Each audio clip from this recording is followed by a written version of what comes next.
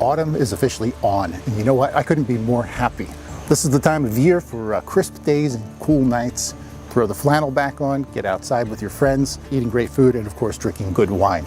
It's also the season for celebrating, and we got the holidays coming up, so that means we're going to be giving and receiving lots of gifts. So today, on behalf of Wine Guardian, I'm going to give you 5 of my personal favorite wines that are excellent for this time of year, things that you can either serve at home or take to a party, or give as gifts. So let's go on over to the cabinet and pull a couple of wines.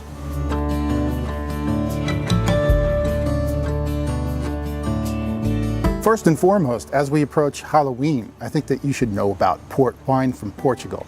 It's one of my favorites, and one of the reasons why it works so well for Halloween is because it's sweet and it pairs well with desserts, especially chocolate. Port can be confusing because it comes in a range of styles, but for the sake of this video, we'll keep it simple and I'll give you the 3 main styles that you want to look for: ruby, tawny, and vintage. Ruby port, which I have here in my glass, is the youngest version, and it's the freshest and most fiery, to use a term.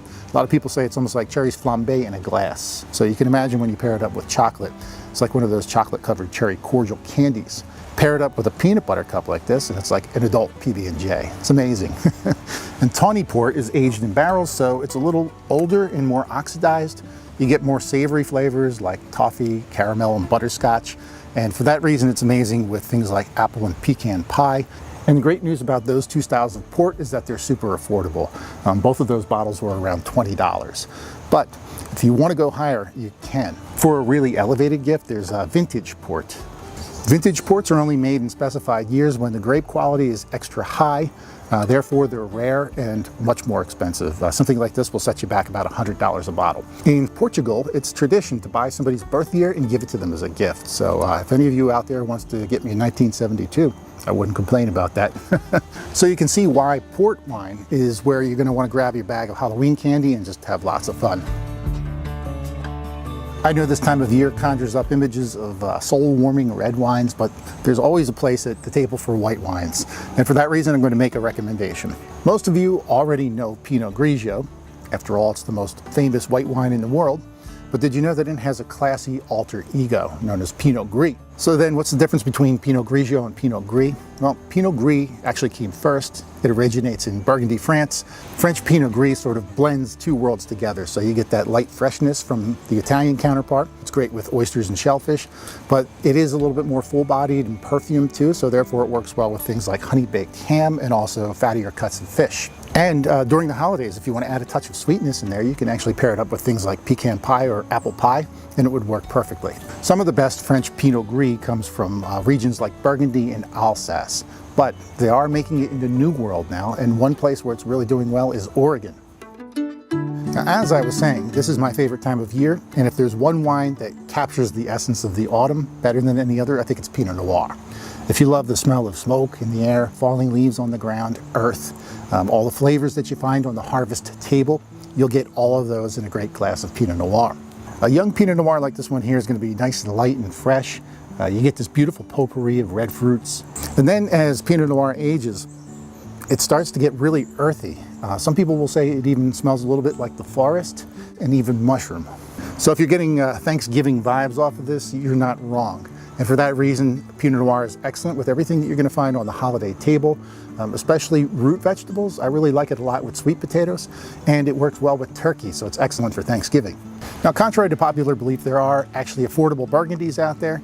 They come at what they call the village level, so this is just a simple, rustic, everyday kind of drink. Excellent Pinot Noir is made in the New World. One of my favorite places is the state of Oregon. You're going to find some really high-quality versions from the Willamette Valley. So all of us have a friend or two that seemingly has been everywhere and done everything, has everything. So what kind of wine makes a good gift for the person who seems to have it all? This one here. This is Spanish Mencía. It comes from the Galicia region, which is in the northwestern corner, right above Portugal. Like many parts of Europe, around the turn of the century, people were leaving the poorer parts of the country for the more prominent cities and towns. And in the process, they left behind their grapes and their vines. So for almost a century, this one here went unnoticed. So Mencía, or Mencía as they call it, is a big, bold red wine along the lines of a Cabernet Sauvignon, maybe slightly softer, so more like a Merlot, I guess. And it's very age-worthy too, so you can put it in your cellar and keep it for a long time. And as you would expect with a bold red wine like Mencía, it's going to be great with your grilled meats, burgers and steaks, hot dogs around the campfire with your friends, and probably even some s'mores. Now the great news is because Mencía is still relatively obscure, you can get it for an affordable price. So you'll pay about $15 to $20 for an everyday drinker, something great to take to a party. But if you are looking for a special gift for that person who seems to have everything, there are some more upscale producers out there that will command top dollar. No celebration and no party would be complete without a little sparkling wine, right? And we all know about champagne already, so we're not going to talk about that today. Instead, I want to share my latest obsession with you, something called French Crémant. Now, French champagne hogs up all the attention as the world's most celebrated sparkling wine, but there are other regions of the country that make sparkling wine as well. Technically, they're not allowed to call it champagne, so over the years they've come up with different terms. Crémant describes the creamy texture of the sparkling wine. And to me, what makes Crémant so spectacular is the fact that it's made to the same high standards as champagne, but only about 1/3 the price. Just like high-quality French champagne, Crémant is made from hand-selected grapes that are fermented in the bottle and then aged for several years. And because it's so light, frothy, and refreshing in the mouth, it's great for elevating heavy foods. So things that are high in fat, especially fried foods, and also salty foods. And for that reason, Crémant is an excellent wine for starters and appetizers. Now, every region that makes Crémant uses a different set of grapes, so you're going to get a different flavor from each one.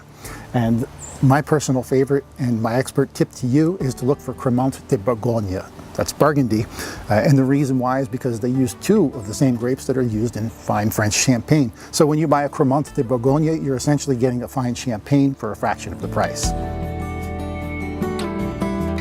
Let's be honest, this time of year can be pretty stressful, so hopefully my tips in this video have helped lighten the load a little bit by giving you some great options for the season. So this video was relatively top line, but if you're looking for more detail and maybe even some specific wines to buy, I cover all of that in the accompanying article that I wrote for Wine Guardian. I'll leave the link below this video so you can check that out too. All right, everybody, thanks for hanging with me today. I'm Marc Supsic. On behalf of Wine Guardian, we wish you an amazing autumn and a joyous holiday season. Cheers.